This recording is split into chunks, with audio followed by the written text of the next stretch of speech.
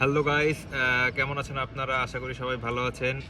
আমি ডেনমার্কে এসেছি আজকে প্রায় 6 মাস পার হয়ে গিয়েছে। তো আমি আসার পরে অনেকেই আমাকে মেসেঞ্জারে নক দিয়েছে বা ফোন করেছে।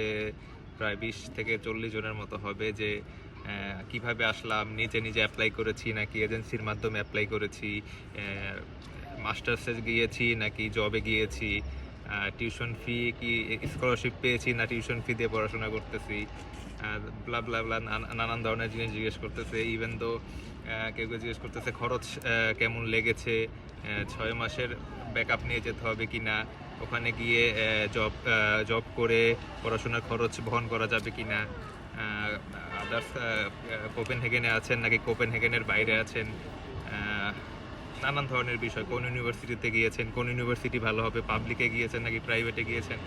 তো আজকে আপনাদের জন্য আমি ভিডিওটা করতেছি। ভিডিওটা একটু লং হবে। যদি মনে করেন যে আপনাদের এই ইনফরমেশনগুলো অত্যন্ত গুরুত্বপূর্ণ, তাহলে ভিডিওটা অবশ্যই ধৈর্য ধরে দেখবেন। প্রথমত আপনার ডিসিশন নিতে হবে যে আপনি বাইরে কেন পড়াশোনা করতে যাবেন। Like if you consider Denmark, আপনার প্রথমে থিঙ্ক করতে হবে যে হোয়াই ডেনমার্ক, আপনি ডেনমার্ককে কেন চুজ করবেন। এক একজনের এক এক রকম পার্সপেক্টিভ থাকে, এক একজন এক একভাবে চিন্তা করে।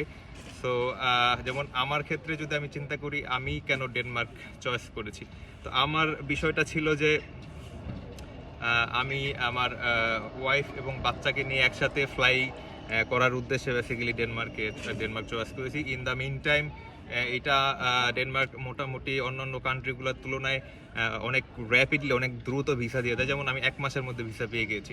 তো আমার এই দুইটা অন্যতম কারণ ছিল যে দ্রুত ভিসা পাওয়া এবং হচ্ছে একসাথে ফ্যামিলি নিয়ে ফ্লাই করা।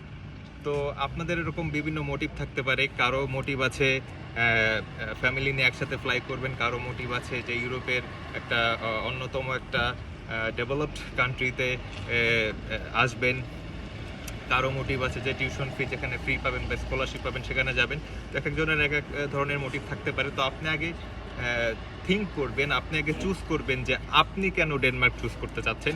এটা একান্তই যার যার ইন্ডিভিজুয়াল পার্সনের উপরে ডিপেন্ড করবে, কে কোন পার্সপেক্টিভে চিন্তা করে, কে কি থিঙ্ক করে। তো আপনি আপনার জন্য চিন্তা করবেন যে আমি কেন ডেনমার্ক চয়েস করতে চাচ্ছি, আমি কেন ডেনমার্কে স্টাডি করতে যাব।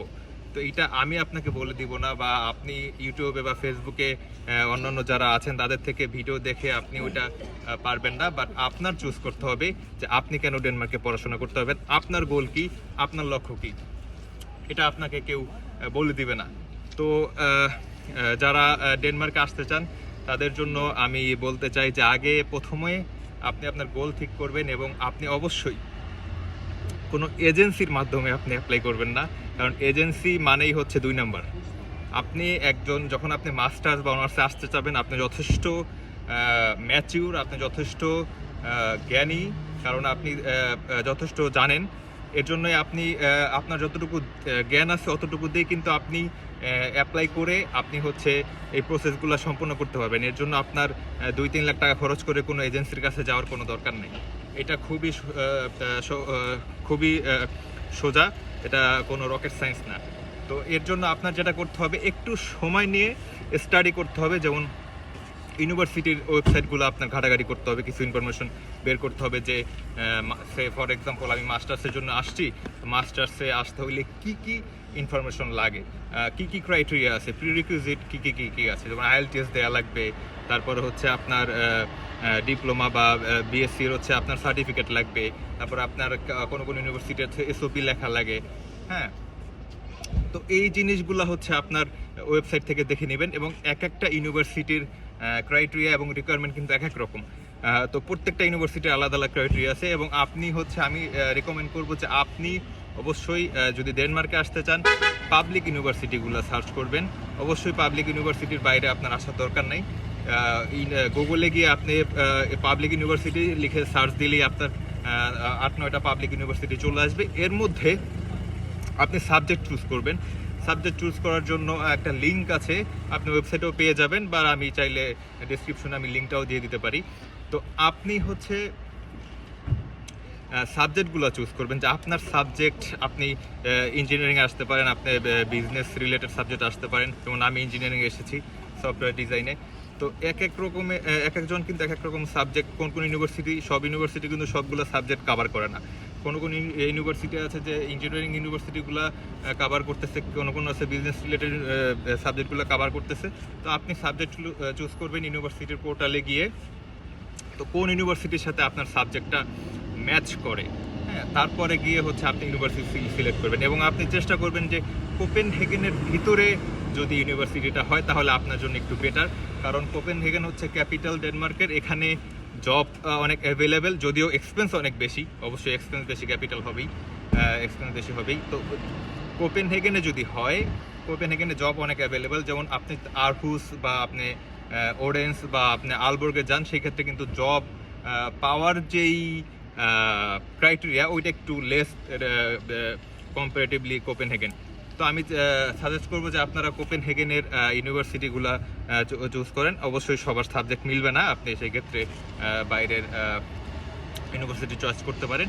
তো আপনি হচ্ছে প্রথমত গোল সেট করবেন, তারপরে আপনি ইউনিভার্সিটিগুলো দেখবেন, ইউনিভার্সিটির ওয়েবসাইটে গিয়ে আপনি ঘাটাঘাটি করবেন কি কি রিকোয়ারমেন্ট আছে, ওই রিকোয়ারমেন্টগুলো আপনার ফুলফিল আছে কিনা, আপনার কোনো ডকুমেন্টস ল্যাকিং আছে কিনা, সেগুলো আপনি ডকুমেন্টসগুলো গেদার করবেন। এবং আপনার যদি আইএলটিএস দেওয়া লাগে, অবশ্যই আইএলটিএস দেওয়া লাগবে।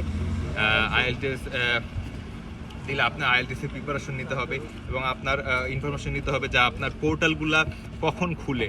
পোর্টালগুলা ম্যাক্সিমাম পোর্টালগুলো লাইক আমি সেপ্টেম্বর ইনটেক এসেছি, তো আমার জানুয়ারি 4 তারিখে পোর্টালগুলো খুলছে এবং জানুয়ারিতে বন্ধ হয়ে যায়, কিছু কিছু ইউনিভার্সিটি হয়তো ফেব্রুয়ারির দিকে বন্ধ হয়ে যায়।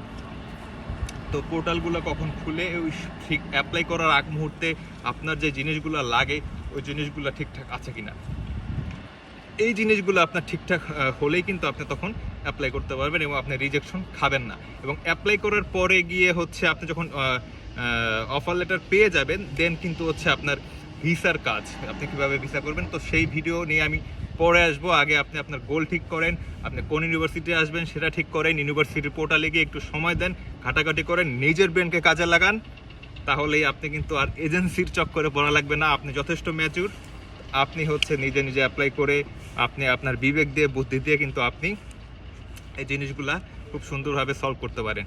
Thank you for watching guys, see you in the next video.